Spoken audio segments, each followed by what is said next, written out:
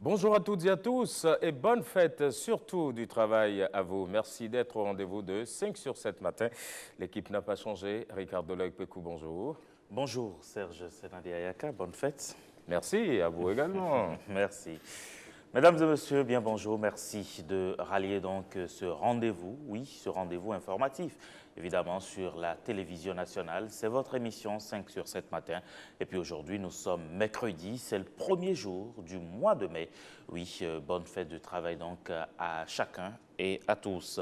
Nous parlons essentiellement aujourd'hui, comme vous le savez d'ailleurs tous les mercredis, d'économie et de finances. Par ici, économie, justement, nous en parlerons dans le forum de discussion. Plus précisément, nous allons pouvoir parler de l'entrepreneuriat. Vous le savez, c'est un sujet important. Qui entreprend, travaille, pourrait-on dire. Alors, comment concilier aujourd'hui l'entrepreneuriat? Quelle est la relation entre l'entrepreneuriat et puis le travail? Nous aurons le temps d'en parler suffisamment d'ailleurs dans le forum de discussion. L'entrepreneuriat pour les jeunes, quel type d'accompagnement pour leur permettre réellement de réussir dans les différents projets, dans leur entreprise? C'est la question que nous nous posons aujourd'hui, puisque je vous le disais, entrepreneuriat, travailler également, cela a un lien important. Et puis il en sera également question, puisque nous parlons de jeunesse, dans la première heure, avec notre expert, nous allons pouvoir en parler avec notamment un accent particulier sur la promotion de l'entrepreneuriat des jeunes. On mettra un accent particulier donc sur l'utilité du coaching et du mentorat. Qu'est-ce qu'il faut y comprendre réellement? Nous en parlerons dans un court instant. Et puisque nous vous l'avions annoncé à l'entame de cette émission, la fête du travail, c'est bien aujourd'hui. Et puis nous centrons également nos échanges autour de la fête du travail, n'est-ce pas Serge? Bien sûr, nous sommes le 1er mai, c'est la fête du travail. Le travail est à l'honneur, les travailleurs sont à l'honneur. Selon vous, quelle est la meilleure façon de célébrer la fête du travail? Quelle est la meilleure façon de célébrer la fête du travail? Partagez vos expériences avec nous, laissez-nous vos commentaires, postez-les sur Facebook, sur Twitter ou encore par WhatsApp si vous préférez, au 61 19 88 88, au 61 19 88 88. Et tout à l'heure, avec un secrétaire général de Confédération, nous allons parler de production de richesse et de bien-être des travailleurs avec un accent sur le lien qu'il peut y avoir entre cette trilogie. On va en discuter avec un secrétaire général. Et puis nous avons aussi un autre secrétaire général qui a accepté d'ouvrir ses portes, partager son quotidien avec nous. Nous sommes allés le rencontrer. Nous allons vous faire vivre le quotidien d'un secrétaire général tout à l'heure. Ne ratez surtout pas la troisième partie de cette émission. Dans nos assiettes aujourd'hui, il y a à manger. Absolument, c'est une spécialité béninoise, c'est un plat fortement adulé par les Béninoises et Béninoises. Aujourd'hui, Angela Pédia nous propose de la pâte rouge, oui, on l'appelle chez nous affectueusement amiro. Eh bien, cela se consomme avec du poulet grillé. Allez, c'est la fête. Il y a donc à manger. Prenez simplement le rendez-vous avec nous. N'oubliez pas le rendez-vous sportif 5 sur 7 matin. C'est parti pour le compte de ce 1er mai.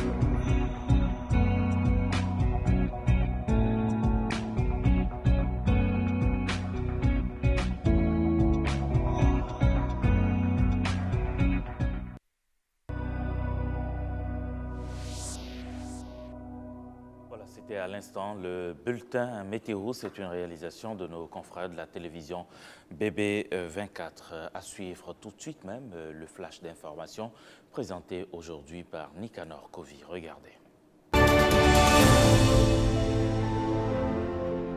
5 sur 7 le flash, bienvenue. L'actualité nationale est marquée par un contexte sociopolitique tendu au lendemain des élections législatives du 28 avril. Face à la vague de violence observée dans certaines localités et tenant compte des sorties médiatiques de certaines classes politiques, le mouvement des jeunes patriotes est sorti de sa réserve hier mardi. Face à la presse, Frédéric Béhanzin et les siens ont appelé les acteurs politiques et les populations béninoises à la retenue pour un regain de paix et un retour prompt à l'accalmie sociale. Même message d'apaisement, même exhortation à la retenue de la part du clergé béninois. Dans un entretien accordé à notre rédaction, l'archevêque de Parakou en a appelé au sens du patriotisme des Béninois pour bâtir une nation encore meilleure. Pour Monseigneur Pascal Nkwe, quoique surpris de l'ampleur des dégâts occasionnés par le vandalisme électoral, sa conviction demeure que les Béninois sont un peuple épris de paix. Un autre son de cloche sur la crise politique actuelle, c'est celui de la rédaction de la télévision nationale. Dans un éditorial diffusé hier mardi, la rédaction en chef a déploré le vandalisme électoral observé par endroits avant de mettre en lumière la sagesse attendue des anciens présidents du Bénin en pareilles circonstances et à l'éditorialiste de conclure « Non à la violence, oui à la démocratie ». Ailleurs qu'en politique, acte 2 de la réunion des ministres de la Santé de la CEDEAO hier mardi 30 avril. Après la rencontre des points focaux de l'OAS la veille, c'était au tour des experts santé de tenir séance. Leur mission, analyser le rapport produit par les points focaux de l'Organisation ouest-africaine de la santé. Et pour boucler ce flash, une bonne nouvelle pour les populations d'Abomey-Calavi et environ. Il s'agit de la mise en service provisoire du pont de l'Alliance à Wamé, 22 mois après le début des travaux. L'acte a été consacré lundi dernier au terme d'une visite technique effectuée par le directeur général des infrastructures, Jacques Ayadji. Fin de ce flash. Merci de nous avoir suivis. Bonne suite des programmes de la Une avec 5 sur 7 matin. Nous sommes bien sûr aujourd'hui le 1er mai, c'est la fête du travail. Et puis nous allons rester collés à cette actualité avec quelques secrétaires généraux de centrales et de confédérations syndicales. Nous allons évoquer leur quotidien. Nous allons parler de la vie des travailleurs. Comment se porte le travailleur béninois aujourd'hui? On va pouvoir en discuter avec eux. Restez simplement collés à 5 sur 7 matin. On marque une courte pause. On vous retrouve dans une poignée de secondes. Néfertiti, âgé de plus de 3000 ans. Toutes les précautions sont prises pour ne pas égratigner ce visage vierge de tout défaut. Son état de conservation est d'ailleurs une des plus grandes énigmes dans l'histoire des découvertes archéologiques. Ce qui a d'abord éveillé les soupçons de l'historien, c'est l'état de conservation exceptionnel dans lequel le buste de Néfertiti a été trouvé. Cet objet était tellement incongru, quelque chose qui était complètement différent de ce qu'on attendait de la part d'un buste égyptien qui datait de 3300 ans. Pour l'historien Henri Stirlin, le buste de Néfertiti est donc bien conservé. Trop peut-être, trop neuf pour être vrai. Et puis il y a cet autre buste trouvé à côté de celui de Néfertiti. Il s'agit du buste du pharaon Akhenaton.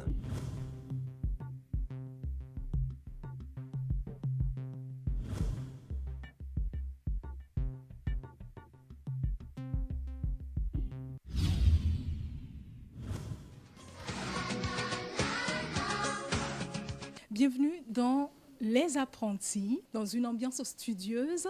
J'ai réuni pour vous des enfants de la maternelle jusqu'à l'université. Alors, qui parmi les tout petits connaît son alphabet? A, B, C, D, E, F, G, H, I, J, K, L, M, N, O, P, Q, R, S, T, U, V, W, X, Y, Z. Ah, félicitations. Alors là, bravo, Bravo. bravo. Pour faire notre sandwich à l'avocat, nous avons besoin de l'oignon, du pain, de l'avocat, du lait et du sel. Vous emporterez chez vous, vous emporterez chez vous.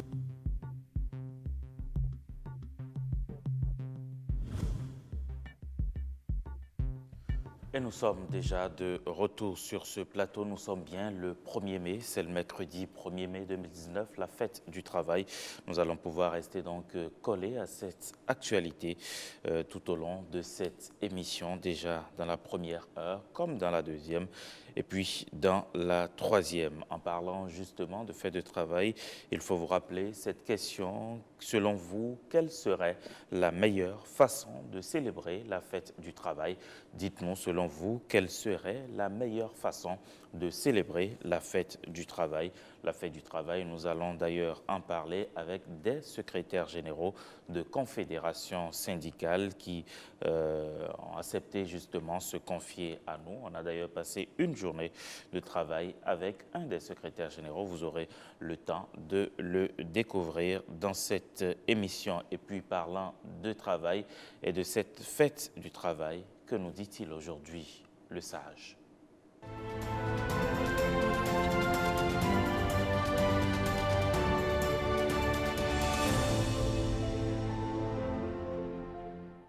C'est à Voltaire que nous empruntons les propos de sage d'aujourd'hui, en ce 1er mai, en ce jour de la fête du travail. Voltaire nous dit exactement ceci: le travail éloigne de nous trois grands mots, l'ennui, le vice et le besoin. Le travail éloigne de nous trois grands mots, l'ennui, le vice et le besoin. C'est bien sûr Voltaire qui l'a dit, vous l'aurez peut-être compris, hein, le travail, c'est important. Ouais. Tout simplement. Et puis le travail détermine beaucoup de choses. Il faudrait qu'on puisse réellement se mettre et se remettre toujours au travail. Seul le travail libère l'homme, dit-on. Oui, seul le travail libère l'homme. Hein. C'est vrai que cette citation de Voltaire nous vient de Candide, hein. Bien sûr, Candide, si vous l'avez lu. C'est sûr que dans la conclusion, vous avez retenu cette belle phrase de Voltaire. Le travail éloigne de nous trois grands mots. Ouais, pour lui, ce sont des mots, hein. L'ennui, le vice et puis le besoin. Si vous ne voulez pas souffrir de ces mots-là, il faut donc travailler. Ouais, travailler. Mais c'est seulement le jour de la fête du travail que l'on ne travaille pas. Vous l'avez remarqué vous aussi? Ouais, ce jour-là, on ne travaille pas, on est à la maison.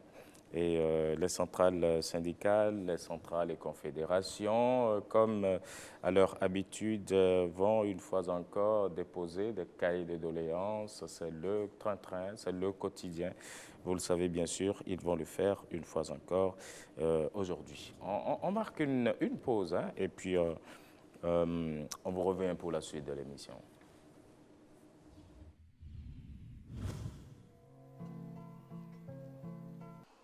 Si on interroge les statistiques, le service reçoit en moyenne 4500 malades par année répertoriés. Je dis bien répertoriés parce qu'il y en a beaucoup qui ne sont pas répertoriés.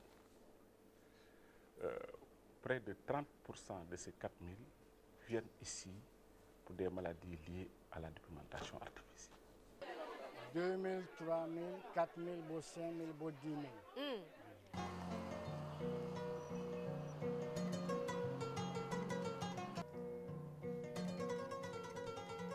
La moitié des femmes qui viennent consulter viennent pour des complications de la dépigmentation artificielle, connue sous le nom de Khessal. Mais l'autre moitié vient pour d'autres affections dermatologiques. La pathologie dermatologique ne se limite pas au Khessal.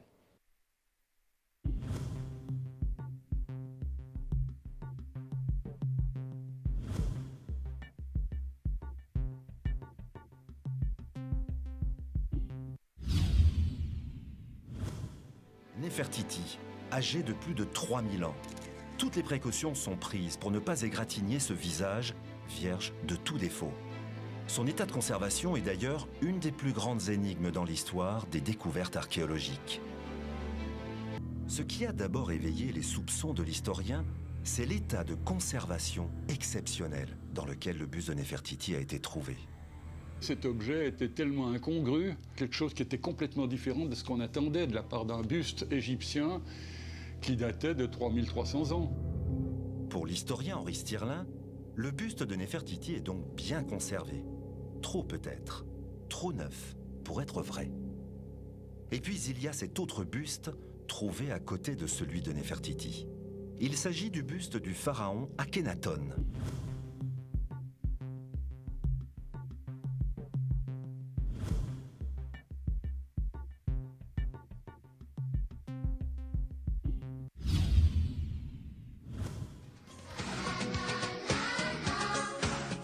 Bienvenue dans Les Apprentis. Dans une ambiance studieuse, j'ai réuni pour vous des enfants de la maternelle jusqu'à l'université. Alors, qui parmi les tout petits connaît son alphabet? A, B, C, D, E, F, G, H, I, J, K, L, M, N, O, P, Q, R, S, T, U, V, W, X, Y, Z. Ah, félicitations. Alors là, bravo. Bravo. Bravo.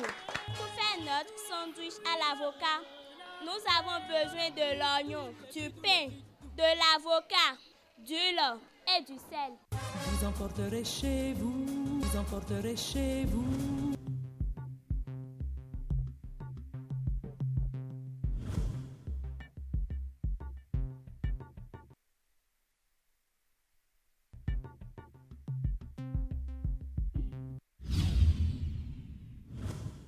Nefertiti, âgée de plus de 3000 ans.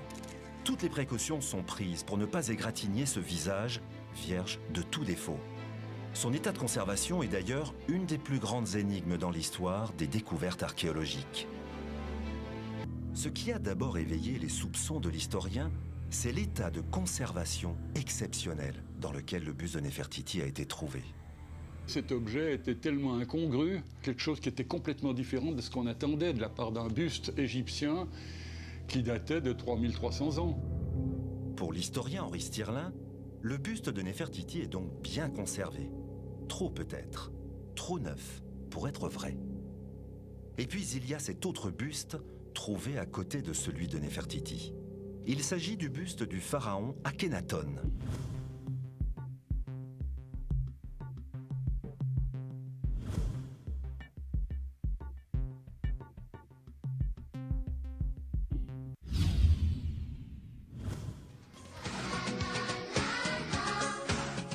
Bienvenue dans Les Apprentis. Dans une ambiance studieuse, j'ai réuni pour vous des enfants de la maternelle jusqu'à l'université. Alors, qui parmi les tout petits connaît son alphabet? A, B, C, D, E, F, G, H, I, J, K, L, M, N, O, P, Q, R, S, T, U, V, W, X, Y, Z. Ah, félicitations. Alors là, bravo. Bravo. Bravo. Pour faire notre sandwich à l'avocat, nous avons besoin de l'oignon, du pain, de l'avocat, du lait et du sel. Vous emporterez chez vous, vous emporterez chez vous.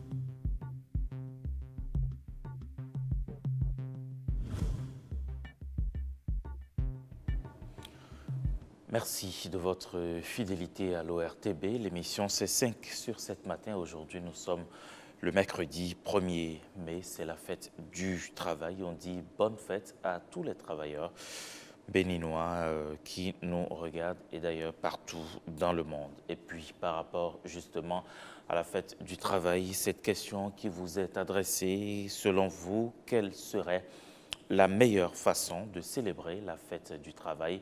Quelle serait la meilleure façon de célébrer la fête du travail? C'est la question que nous vous adressons ce jour. Quelle serait la meilleure façon de célébrer la fête du travail? Répondez à cette question sur Facebook, Twitter ou encore sur WhatsApp, le 61 19 88 88, le 61 19 88 88. Selon vous, quelle serait la meilleure façon de célébrer la fête du travail? La fête du travail, on en parle d'ailleurs dans cette émission encore et encore, dans la première comme dans la deuxième heure, avec des secrétaires généraux de confédérations syndicales. Et puis, ne l'oubliez pas, comme tous les mercredis, nous avons toujours rendez-vous donc pour parler entrepreneuriat, parler de l'économie et des finances. Aujourd'hui, on s'intéresse à la promotion de l'entrepreneuriat des jeunes, l'utilité du coaching et du mentorat. Que peut-on y comprendre réellement? Le coaching et le mentorat, nous allons en parler dans un instant avec Karine Akpova qui est avec nous et qui va donc passer sa matinée avec nous. Et puis dans le forum de discussion, on revient également sur la fête du travail en lien avec l'entrepreneuriat des jeunes. Quel type d'accompagnement faut-il fournir ou apporter à ces jeunes pour les accompagner, eux qui ont décidé donc de s'auto-employer. Et puis, dans la troisième heure de cette émission, troisième heure consacrée notamment au rendez-vous avec Angela Kpedia dans nos assiettes aujourd'hui, c'est de la pâte rouge. C'est une spécialité béninoise, on l'appelle du amio au poulet. C'est un plat adulé fortement donc par les Béninois. Angela Kpedia nous le dira. En attendant, on installe notre tout premier invité de la journée, Karine Akpova, tout de suite.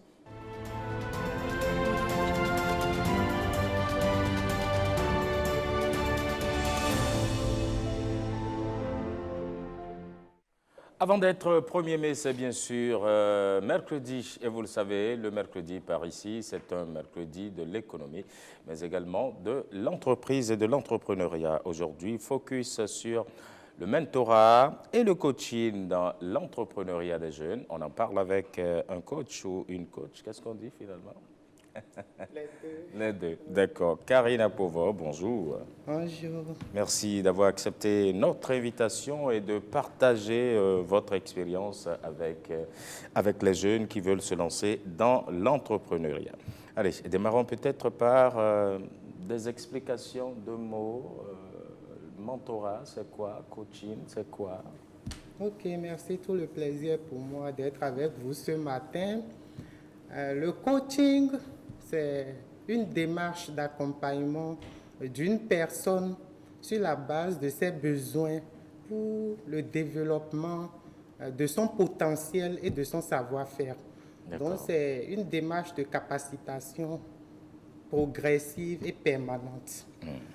En ce qui concerne le mentorat, c'est aussi une démarche d'accompagnement, mais qui permet la transmission du savoir-faire, du savoir et du savoir-être d'une personne expérimentée, d'une personne ayant une expertise bien définie et engagée à une personne, un entrepreneur qui en a exprimé le besoin.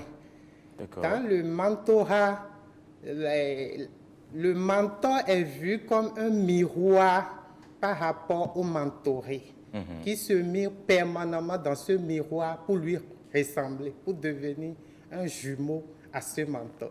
D'accord, donc finalement le mentor, ça n'est pas n'importe qui. Ce n'est pas n'importe qui. Oui, mais comment est-ce qu'on fait pour savoir ou pour tomber sur le bon mentor? Ou bien, si vous voulez, est-ce qu'il y a de faux mentors? Oui, on ne peut pas parler de faux ou de vrais mentors. D'accord. Mais la question se situe dans comment identifier son mentor pour ne pas tomber dans des situations de regret.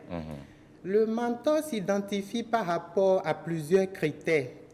D'abord, par rapport à l'objectif que l'entrepreneur désire atteindre, par rapport à son domaine d'activité et par rapport à sa vision. Il y a peut-être beaucoup de mentors qui peuvent vous amener à atteindre vos objectifs, mais parmi ceux-là, identifiez le mentor efficace. Voilà un problème qui se pose souvent aux entrepreneurs. Et avec des appuis, ils arrivent quand même à détecter ce mentor dont ils ont besoin. Donc, ça suppose que le mentoré, il doit bien observer, ou bien c'est quelqu'un d'autre qui l'amène à retrouver son mentor? Oui, les deux cas peuvent se présenter. Ils peuvent observer et détecter son mentor comme quelqu'un d'autre peut l'amener à détecter ce mentor-là. Ça dépend, c'est relatif à chacun et ça dépend des cas. Tu peux aller dans une formation ou bien dans un séminaire qui a pris plusieurs jours et le formateur, à travers ses méthodes de formation, sa pédagogie, tout ça là, peut susciter des réactions positives en toi. Et tu veux devenir un formateur comme lui. De ce fait, tu peux te rapprocher de lui.